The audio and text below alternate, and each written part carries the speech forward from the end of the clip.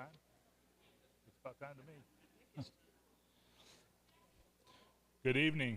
We're going to go ahead and get started. We're going to be using the books tonight, going old school. So if you will turn to 317. What do I do now? Oh, there it is. It is in my pocket. 317. We'll do the first, second, and last verse. 317.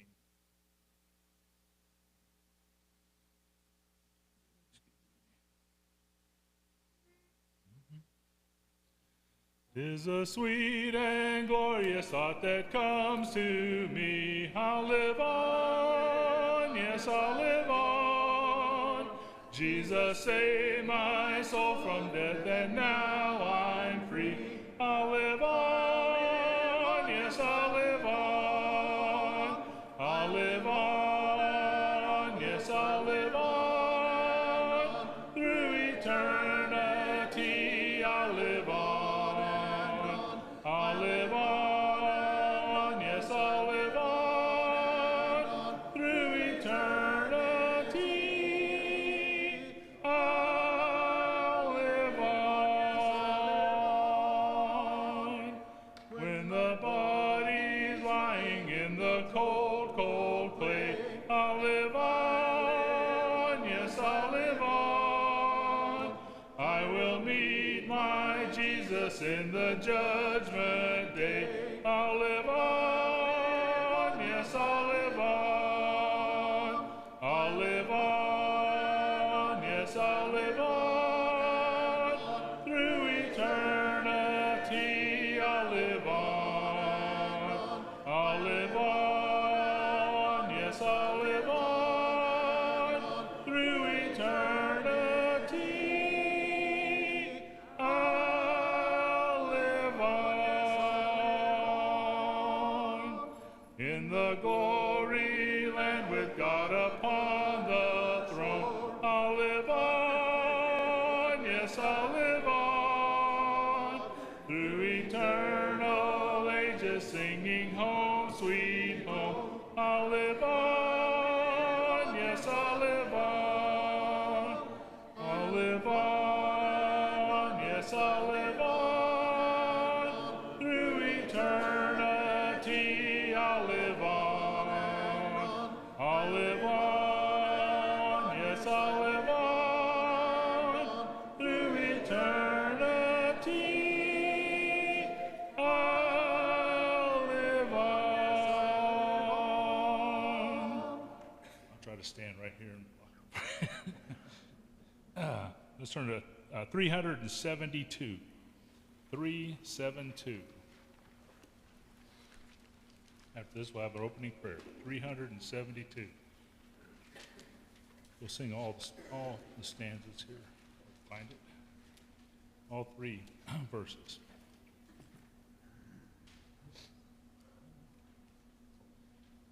I am weak, but thou art strong. Jesus, keep me from all wrong. I'll be satisfied as long as I walk close to thee. Just a closer walk with thee. Friend in Jesus, this my plea. Daily and it ever be. Just a closer walk with thee. Through this world of toils and snares, if I falter, Lord, who cares? Who with me my burden shares? Let me walk close to thee. Just a closer walk with thee. Friend in Jesus, plea. Daily let it ever be just a closer walk with thee. When my feeble life is o'er, I for me will be no more. Guide me to that peaceful shore. Let me walk close to thee. Just a closer walk with thee. Friend in Jesus is my plea. Daily let it ever be just a closer walk with thee.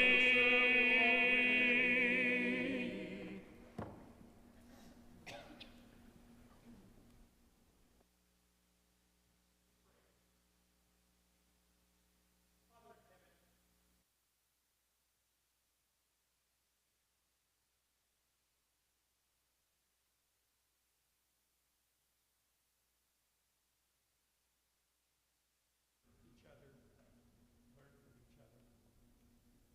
Bless our time this evening as we praise you in song, as we again reflect on lessons from your word, and ultimately as we spend some time fun and fellowship later this evening.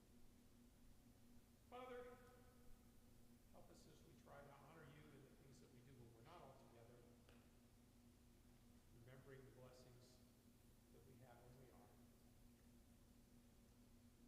In Jesus' name I pray.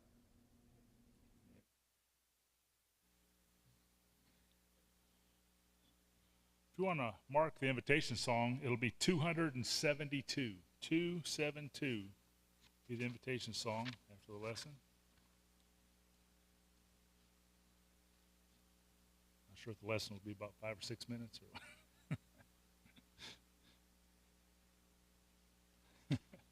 Or before the lesson, let's turn to 543.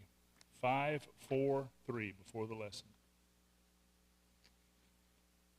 We ought to stand, if you can, and sing all three verses of 543.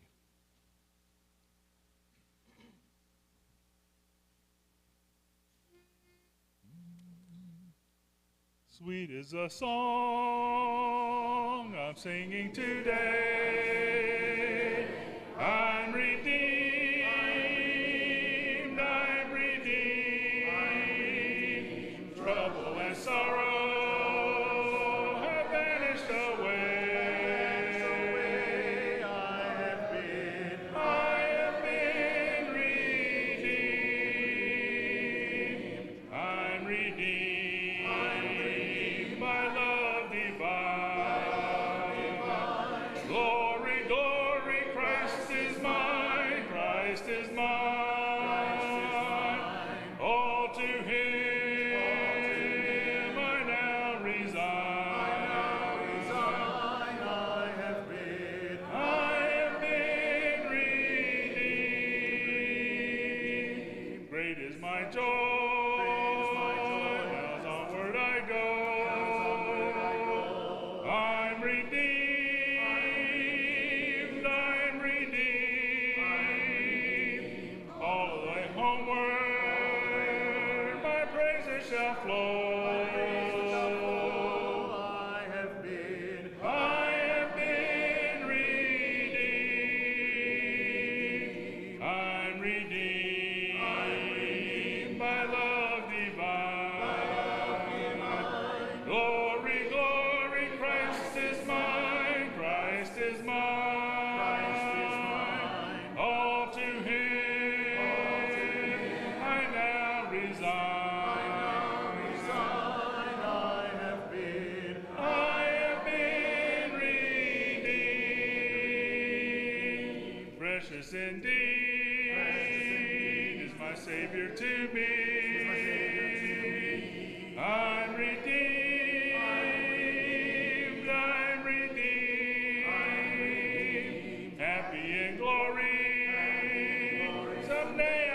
be. Someday I shall be. I have been. I have been redeemed. I'm redeemed. I'm redeemed. By love divine. Glory, glory, Christ is mine. Christ is mine. All to Him I now resign. I have been. I have been redeemed.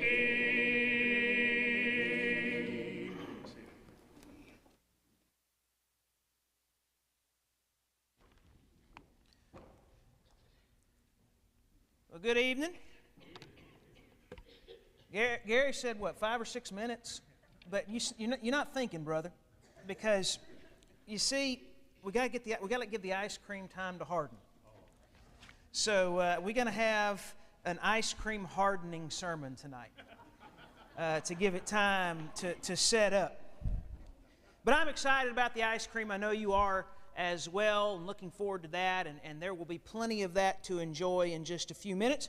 But we're going to start tonight, and let me welcome our guests tonight. We got a number of guests tonight, and so glad that you all have come our way. Always glad to see all of you, and a few of you I don't know, most of you I do, but we're glad that you're here. And we're going to start with a show of hands tonight. So I want you to raise your hand if you have people. Now the word people is plural, okay? So I want you to raise your hands if you have people you love. All right. You have people you love. All right, I want you to raise your hand if you believe that you should be loyal to the people that you love above others. All right. That means that chances are, if it has not already happened to you, it will someday soon. You will face the unpleasant, confusing prospect of two people to whom you are loyal and to whom you love being in conflict with one another. What do you do then? If you love two people and you want to be loyal to both of them, but they are in conflict with one another. Maybe it's two of your children, maybe it's your spouse and one of your children, maybe, and this is probably the most likely, it's your spouse and the in-laws, or maybe it's two of your friends. What do you do? What in the world do you do when two people who we love and to whom we both want to be loyal? I mean, we want to be in their corner, backing them up, but they're both pulling us in different directions. What do we do with that? Well, if you can, you try to stay out of it, right? I mean, you try to back up and say, okay, y'all figure this out. I'm going to sit over here and just see what happens. Sometimes we can't do that. Sometimes we have to do what Jonathan did. We're in a series of lessons. Those of you that are visiting with us tonight, we're in a series of lessons here on Sunday night looking at the life of David, a man after God's own heart. And tonight, how could we talk about David if we didn't talk about his friend Jonathan? And so tonight's lesson is going to focus on Jonathan and the dilemma that Jonathan ended up having because of his friendship with David. You see, the two of them became friends the day they met. 1 Samuel chapter 18, verses 1 through 4. They become friends. They become close. But Jonathan is also Saul's son. And he's Saul's heir. And Jonathan loves David, and he loves his father, and he is loyal to David, and he is loyal to his father, and they're in conflict with one another. What does he do? Well, open your Bibles up to 1 Samuel chapter 20, and we will find out. Now, Jonathan apparently thought that this was all over and done with. He thought he had already intervened and solved the situation. Back in chapter 19, in the first 7 verses, when Jonathan first hears that Saul is trying to kill David, he thought he had talked some sense into his father. And he had gotten Saul's word. Saul swore an oath. He said, David will not be harmed. 1 Samuel 19, verse 6. And so for Jonathan, who loved Saul, who was loyal to Saul, Saul's word was enough. And so for the next little while, apparently he was blissfully unaware that Saul is still trying to kill David. And the 3 attempts that Saul makes on David's life in the rest of chapter 19, apparently Jonathan didn't know about any of that. So we come to 1 Samuel chapter 20. And David comes to Jonathan, not looking for help, but looking for an explanation. Why is Saul doing this to me? What have I done wrong? And he gets more than he asked for. Let's read 1 Samuel chapter 20, verses 1 through 4. Then David fled from Naioth in Ramah and went and said to Jonathan, what have I done? What is my iniquity? And what is my sin before your father that he seeks my life? So Jonathan said to him, by no means, you shall not die. Indeed, my father will do nothing, either great or small, without telling me first. And why should my father hide this thing from me? It is not so. Then David took an oath again and said, your father certainly knows that I have found favor in your eyes. And he has said, do not let Jonathan know this, lest he be grieved. But truly as the Lord lives, and as your soul lives, there is but a step between me and death. So Jonathan said to David, whatever you yourself desire, I will do it for you. Now the rest of the chapter involves an elaborate plan that the two concoct, David and Jonathan, a plan that is designed to both expose Saul's desire to kill David, get it out in the open, and to help David escape from Saul's hand. But I want us to notice just in these first 4 verses that Jonathan has already chosen David over his dad. He's already made his decision here. 2 men that he loved, 1 family and 1 a very close friend. 2 men to whom he was loyal.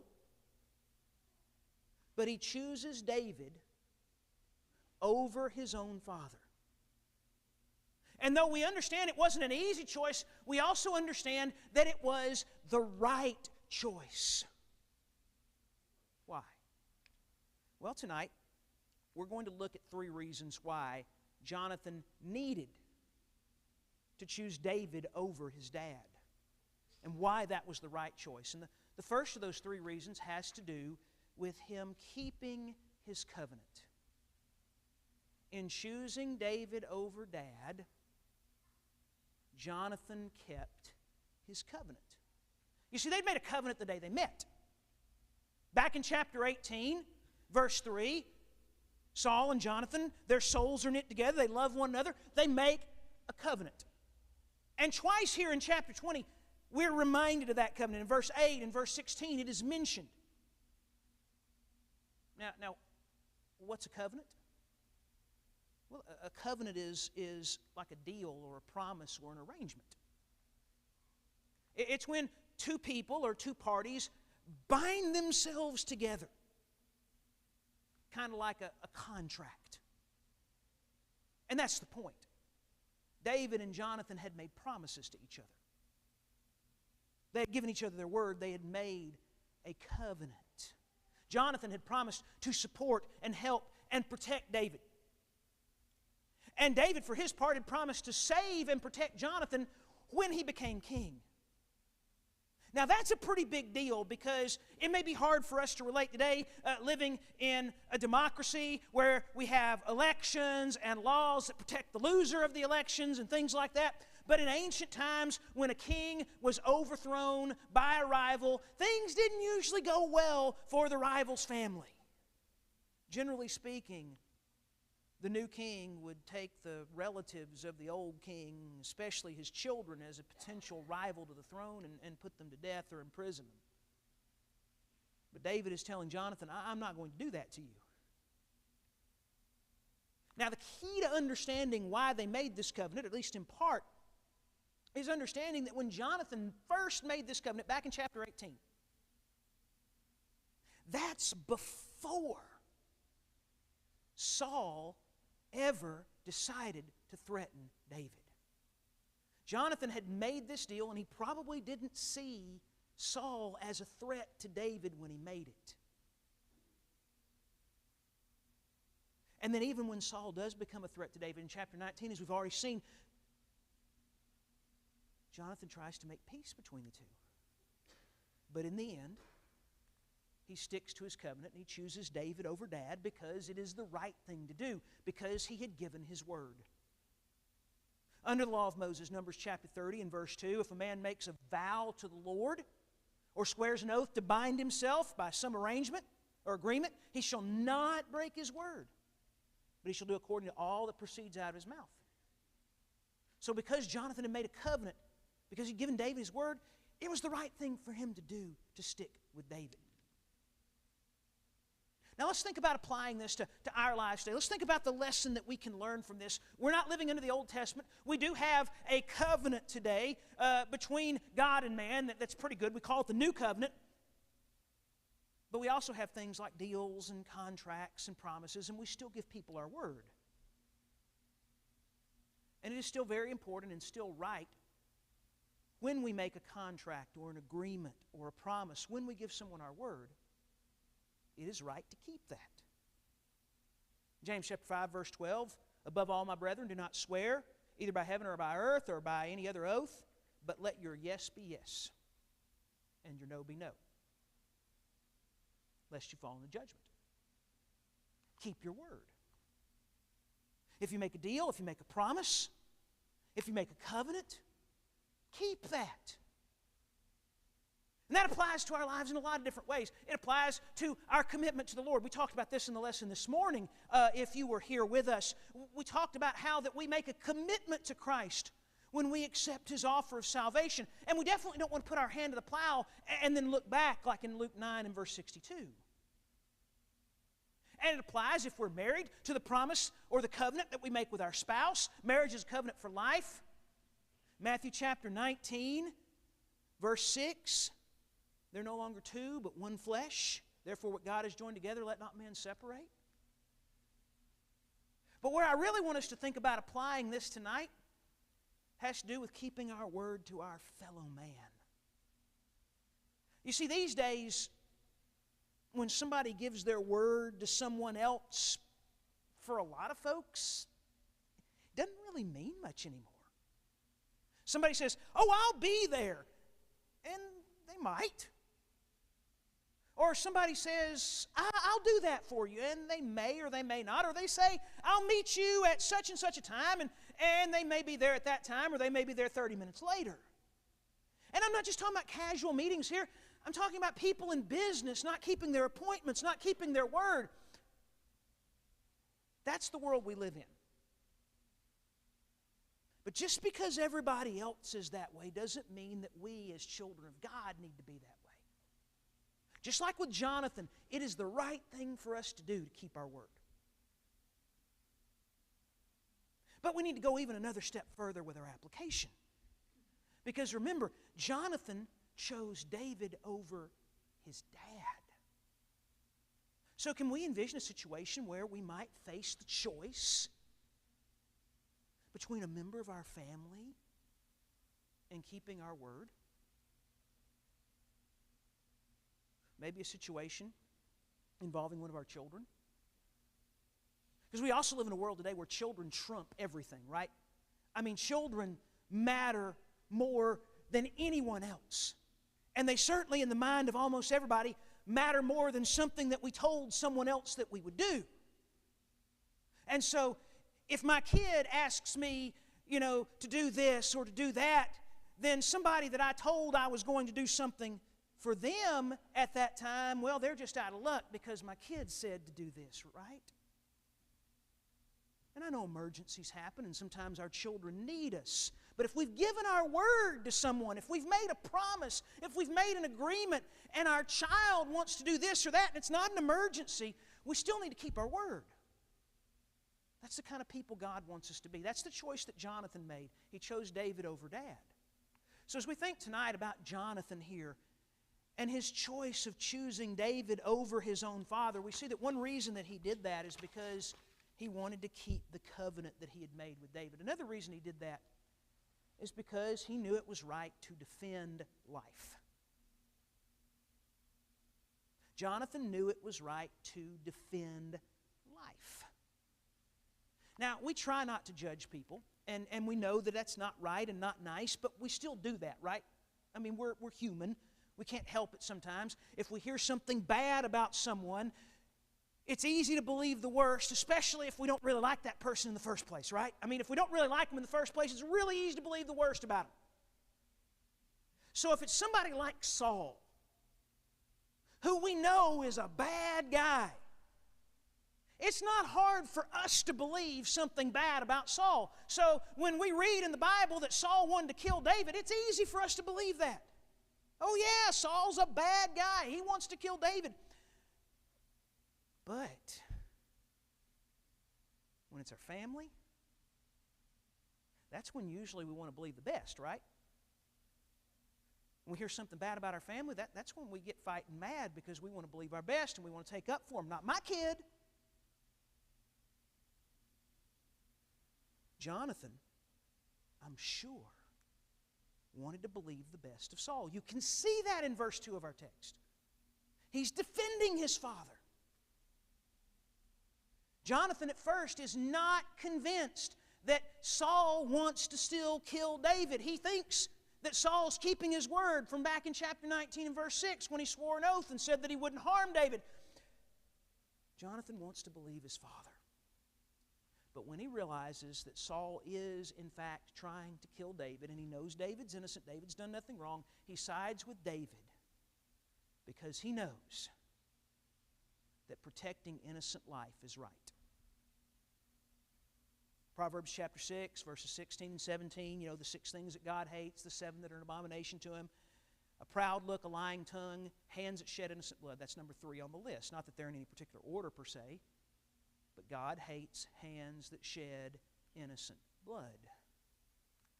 And so even though Saul is the king and he's the one with the authority, and even though Saul is Jonathan's father, murder is still wrong. And Jonathan cannot turn a blind eye to what his dad is doing, even out of loyalty to his father, because what his father is doing is wrong. Trying to kill an innocent man. Okay, so again, we think about ourselves and our world today, and we think about what lesson we can learn from this, and we understand as well that it's always right to protect innocent life. It's always the right thing to do. And it's usually not a problem because we live in a society and a culture that has laws that does that, right? Has laws that protect innocent life, with the exception, of course, of unborn life. Babies in the womb are alive. The Bible makes that clear. Jeremiah chapter 1 and verse 5, before I formed you in the womb, I knew you.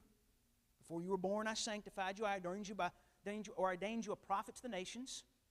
And then, regarding John the Baptist in Luke chapter 1, verse 41, when Elizabeth heard the greeting of Mary, the baby leapt in her womb. Both John the Baptist and Jeremiah had life and identity before they were born. And so the horrible practice of abortion, the taking of innocent preborn life, the murdering of life in the womb is wrong. And to oppose that is always going to be right. Somebody says, well, now, preacher, now you're a little late on this because didn't you read the newspaper, watch on the news, or read on the internet? Back on June the 24th, the Supreme Court overturned Roe versus Wade, and abortion's not a problem anymore, right? Well, we've learned a little better since then. All that court decision means is that all of a sudden abortion is truly an issue in every election now. And I'm not telling anybody how to vote, okay? So if you think that Brother Eddie's telling you how to vote, then that's not what's happening right now. I'm not doing that. There's a lot more that goes into our vote than one single issue. But I am telling you that life matters. And protecting life is right. And Jonathan chose David over Dad because protecting life is always right. But again, if we sharpen our application a little bit more, we say, okay, Jonathan chose David over his own father. Do we ever face a situation where we have to choose between family and protecting life? Would that ever be a possibility? Well, let me paint a picture for you. Imagine a family, staunchly pro-life, always vote that way. But they have a teenage daughter, and the teenage daughter comes up pregnant. And so after much discussion, the decision is made to drive that daughter to another state, to a clinic, to take care of it. Because, after all, it may be fine to be anti-abortion, but we love our daughter. And she has such a bright future. And if she has a baby right now, it'll ruin everything. So we're going to do something about this. We're not going to tell anybody. Do you think that ever happened? Even when it comes to family, protecting life matters. So Jonathan chose David over his dad. He chose David over his dad in order to keep his covenant. The covenant that he'd made with David. He chose David over dad in order to defend David's innocent life. And he chose David over dad, number 3, because he sided with God. Because he sided with God. How many of you have friends, right? You don't have to raise your hand, but we've all at least got one friend maybe, right? If you've got a friend, why are you friends with that friend? How did that happen? Why do people become friends? Well, there's a lot that goes into that, but there's usually a lot of things in common that the two people have, that they share, that draw them together. They may have a lot of differences, but they have a lot in common too that draws them together. And people don't usually become friends without at least having something big in common. Well, why did Jonathan and David become friends? You ever ask yourself that? What created their friendship? 1 Samuel doesn't really say. It says that they loved each other, their soul was knit together. That's a pretty significant statement. But it doesn't say specifically what it was that drew the two to each other. But if you kind of read between the lines, you can see it. Jonathan and David had a pretty important quality in common. They were both men of great faith. If you go back to 1 Samuel chapter 14, you'll see another time before David comes onto the scene when Israel is fighting the Philistines. And Jonathan, all by himself, with only his armor bearer at his side, just the two of them, takes on a whole garrison of Philistines. And verse 6 makes clear that he does it because he trusts that God will deliver the Philistines into his hand. Does that sound familiar? Sounds like somebody else that we know. It sounds like David. See, Jonathan and David were both men who could trust God and go. They didn't worry about what was going to happen to them or what might be the result. If they thought that it was something that God wanted them to do, they trusted God and they did it. They had that in common. So Jonathan's a man of great faith. Now, we fast forward back to 1 Samuel chapter 20. Saul has identified David as a threat to his throne. David is standing between Saul and his kingship because Saul deep down knows that David is God's choice, that he's been rejected and God has chosen David. And Jonathan can see that too. And Jonathan had personal reasons to oppose David. As Saul himself would say later in chapter 20, verse 31, as long as the son of Jesse lives on the earth, you shall not be established, nor your kingdom. You won't be king, Jonathan, if David lives. Jonathan had personal reasons to oppose David, just like Saul did. But Jonathan chooses David because Jonathan believes that David is God's choice. If you look at chapter 20, verses 13 through 16. May the Lord do so, this is Jonathan speaking, may the Lord do so and much more to Jonathan. But if it pleases my father to do you evil, then I will report it to you and send you away. that you may go in safety, and the Lord be with you just as He has been with my father. And you shall not only show me the kindness of the Lord while I still live, that I may not die, but you shall not cut off the kindness from my house forever, nor when the Lord has cut off every one of the enemies of David from the face of the earth. So Jonathan made a covenant with the house of David, saying, let the Lord require it at the hand of David's enemies. Jonathan is basically saying there, David, I know you're going to win because you're God's choice. And he was right. Jonathan knew that everybody's got to make that choice. Goes back to the days of Joshua, right? Joshua 24, verse 15, where Joshua said, you can choose the gods of your fathers, you can choose the gods of this land, but as for me and my house, we're going to serve the Lord. They had to make a choice. And Jonathan was choosing the Lord's side, even over his own family, because that was always right. All right, again, we ask, what lesson can we take from this? And we saw in the lesson this morning that every man on earth has a choice. Because of what God has done, because of what Jesus has done, every man on earth has a choice. We can choose God or we can reject God. We can choose Christ or we can reject Christ. And everybody will do one of those things. Notice what Jesus Himself says. Look at Luke chapter 12, verses 49 through 52. This is Jesus speaking here. And He says, I came to send fire on the earth, and how I wish it were already kindled. But I have a baptism to be baptized with, and how distressed I am until it is accomplished. Do you suppose that I came to give peace on earth? I tell you, not at all, but rather division. From now on, 5 in one house will be divided, 3 against 2 and 2 against 3. Jesus says, I came to this earth to divide mankind, to set people against each other. Now, He didn't do that on purpose, but He did that because He knew that when He came and He offered His offer to mankind, that some would accept and some would reject. And it would create division.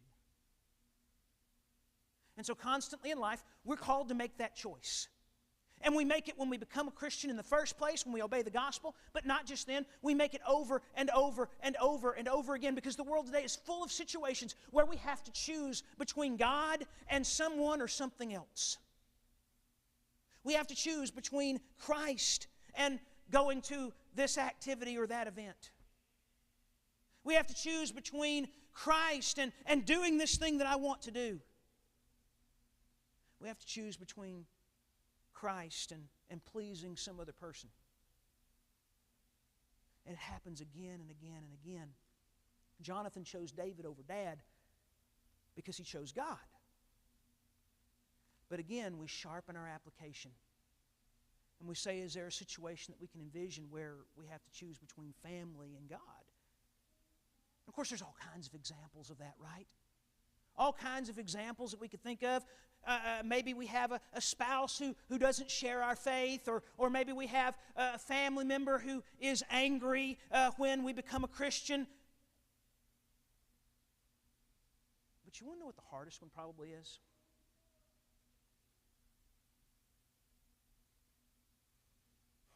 Jonathan chose David over Dad. Sometimes we've got to choose the son of David over our son or our daughter. Again, we come back to that thing that's part of our culture today where kids trump everything, right? They're more important than anything else.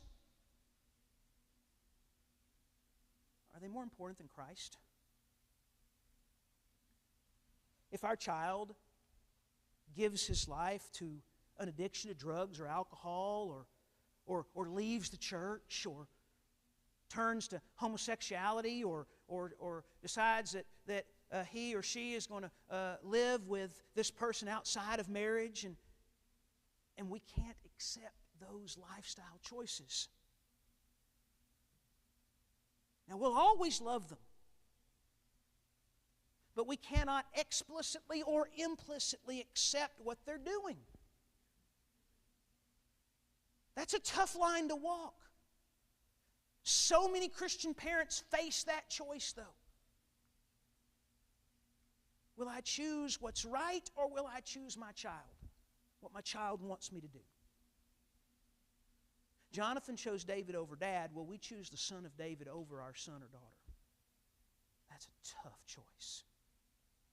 But we got to make the right one. Next week we'll continue our series of lessons. We're going to look at David the outlaw. David's time as an outlaw. But tonight we go back to Jonathan's choice, David over dad. It was the right thing because he'd made a covenant with David, because he was defending David's innocent life, and because he was siding with God. As we sing this invitation song, if there's someone here tonight who's ready to obey the gospel, or someone here tonight who would like prayers and thoughts and concerns of the church to be with you, if you'd like to let us know that you're dealing with something and let us know that you'd like for us to pray for you, we're here to help.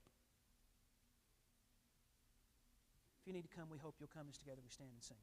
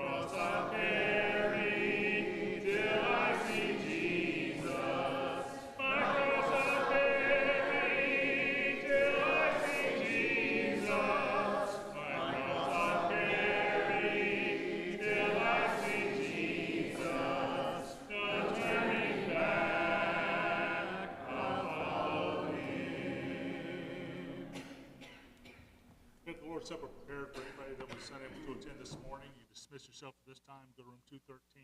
Somebody will be there to wait upon you. If you will now turn to 883. 883.